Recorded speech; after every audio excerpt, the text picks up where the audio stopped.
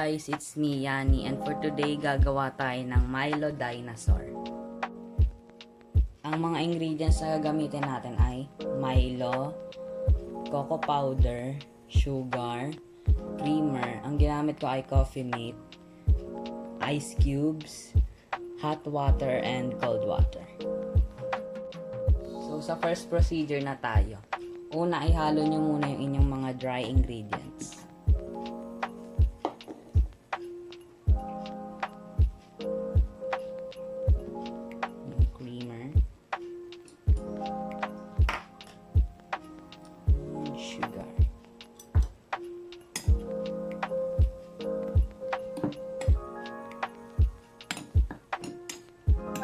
Then, ihalo nyo yung inyong hot water.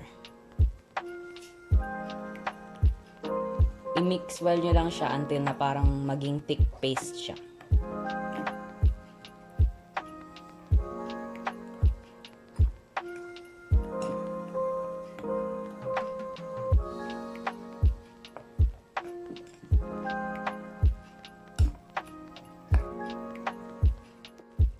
So, pag after nyo na siya nahalo na maayos, ibuhos nyo siya sa glass na may ice cubes.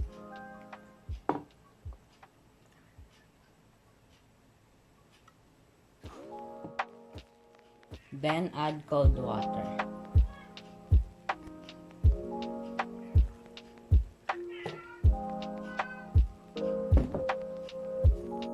I-mix natin ng konti.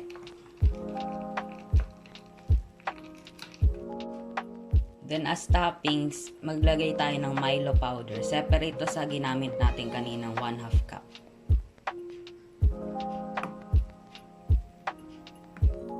As option, pwede kayo maglagay ng choco syrup.